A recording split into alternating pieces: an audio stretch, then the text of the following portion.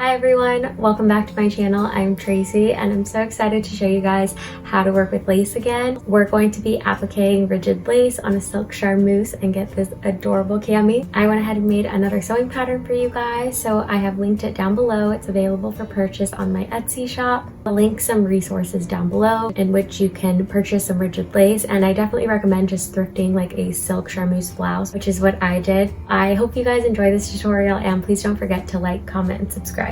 I start by taking my thrifted blouse and it has ties at the neckline, so I'm just cutting those so I can save those for later.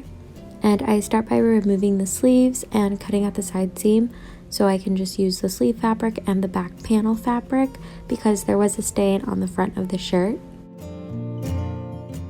After cutting apart your blouse, you want to just take your pieces and just iron them. As you can see, my silk charmeuse is very wrinkly, so iron all those wrinkles out before cutting out your pattern. After everything is pressed, you want to take your sewing pattern and just start cutting out your pieces. So just line up your straight grain and pin everything down and cut out your pieces. Silk charmeuse is so slippery, so I recommend just tearing your fabric and finding that straight grain line so you can just line up the edge of the straight grain to the edge of your pattern.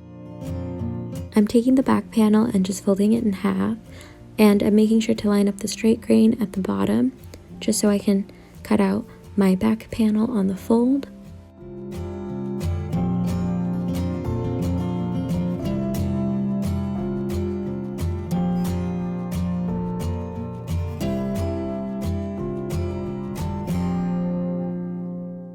After cutting out all of your pieces, it's time to applique lace. So you want to take your lace galloon, and mine is about 4 inches wide, and keep in mind you need a non-stretch lace. This is called a rigid lace galloon, and I'm just splitting it down the middle. This is the desired design I wanted, so I'm just repeating it as I cut. And a lot of lace galloons actually have like a line down the middle, and those are just already split for you, so you just cut on that line and it's really easy to applique. Once you're happy with your split, you want to just split the rest of your lace. On the sewing pattern, I indicate where you want to place the low point of your lace onto your pattern piece. So as you can see, you want to just play around with like the motif where you want it. So I like how the flower looks like in the middle of the cup.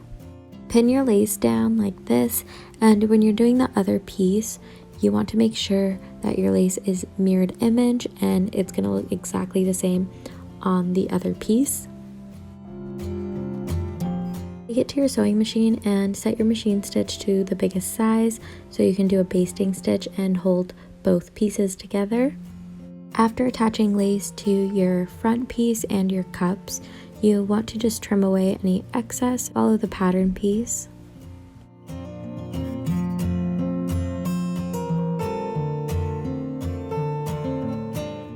Grab the cups and take your pattern piece. You want to just mark those 2 notches on those cups because that is where you're going to gather the cup. Take them to your sewing machine, and on a stitch size 4, you want to just start stitching 1/4 inch away from notch to notch and slightly over just so you can pull the threads easier.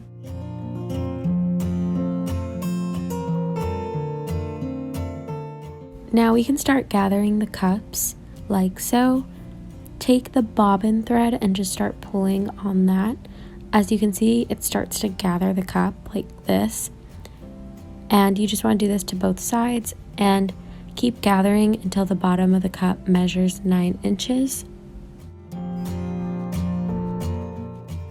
Now it's time to start sewing this together. You want to take your back panel and just place right sides together and match up your front and back side seams. You want to pin those and just take them to your sewing machine and stitch a 1/2 inch seam allowance.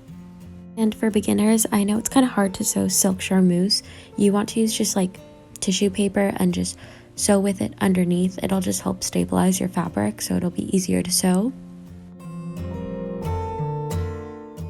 After sewing your side seams, take your gore and fold down a 1/2 inch, and you want to do that to the other side as well and just do a top stitch.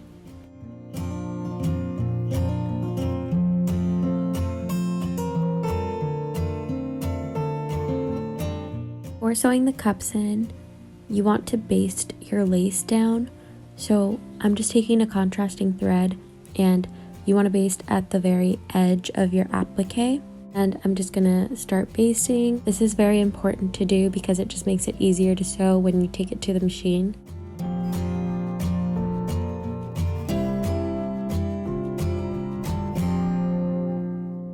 Set your machine to a zigzag stitch and make sure you're on like a small stitch, like about a 2. And don't forget to change your presser foot to a clear one so you can see where you are stitching.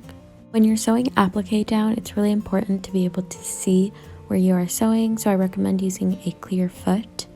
And you want to just start zigzagging, and you want to just keep pivoting your fabric, so lift up your presser foot and just kind of keep moving your fabric to follow that edge of the applique. And I know it's tedious, but this is a lot faster than hand appliquing, which would take like 20 hours to do.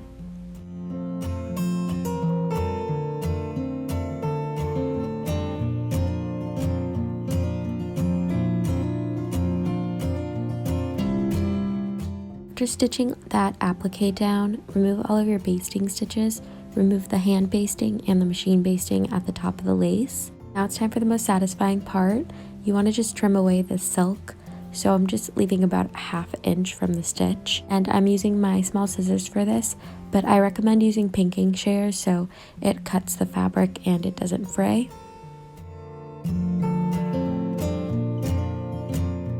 Remember those silk ties I cut off the top in the beginning? So I saved those and I just made sure they were the same length, and I'm just pinning it behind the gore so it'll be the front bow tie for the top. And you want to pin them in place and just stitch the lace right on top of them. Now we can start sewing our cups in, and it's going to look like that. You want to take your cup and just pin the side of the cup and the center of the cup down first, and then just ease everything in. After it's all pinned, you want to take it to your sewing machine and sew a ½ inch seam allowance.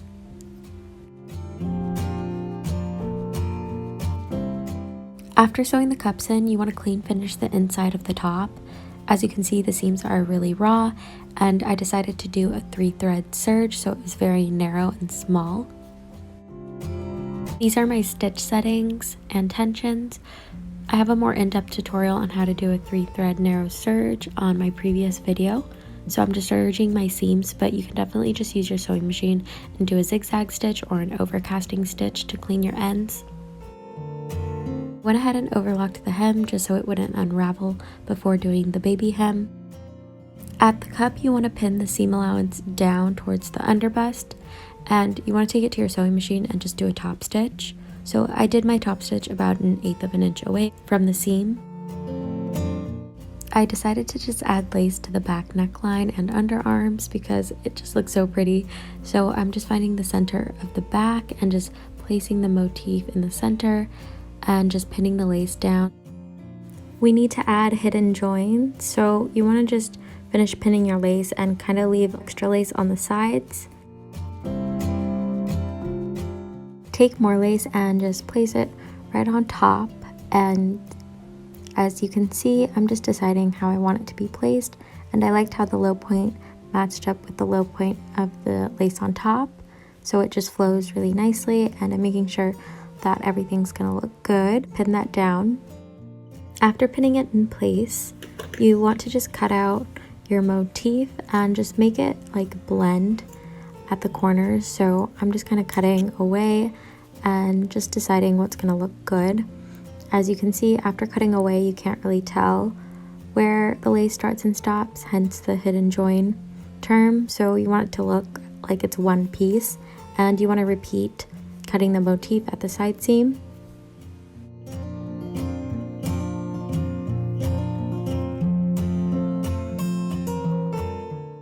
Find the mirror image of that lace and then just place it on the other armhole. And now you can just pin that side, and you want to just start basting the bottom applique part of that lace. So just hand baste all the way around the back and underarms.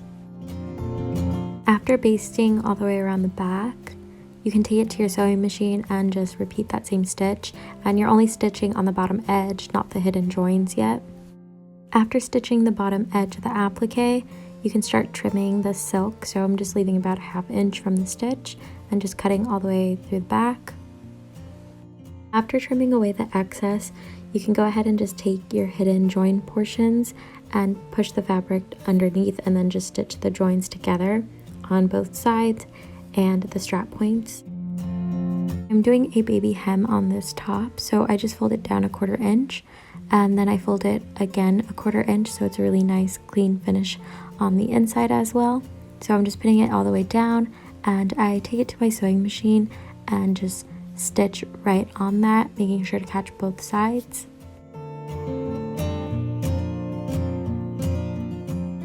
And the baby hem looks so nice on the silk, as you can see, and we're finally almost done. So just go ahead and make some spaghetti. I made mine about 17.5 inches long for my straps. I made the spaghetti 3/8 of an inch wide, and I'm using 3/8 of an inch rings and slides. But for the bottom tabs, I used the lace to make the spaghetti just so it would match the lace when I attach it to the back. I pinned the back of the straps 3.5 inches from the center on each side, so they're 7 inches apart. And you want to just attach the top of the strap to the strap point on the top and just stitch it down. And I also cut out 2 small flowers to applique over the strap point so it looks really nice.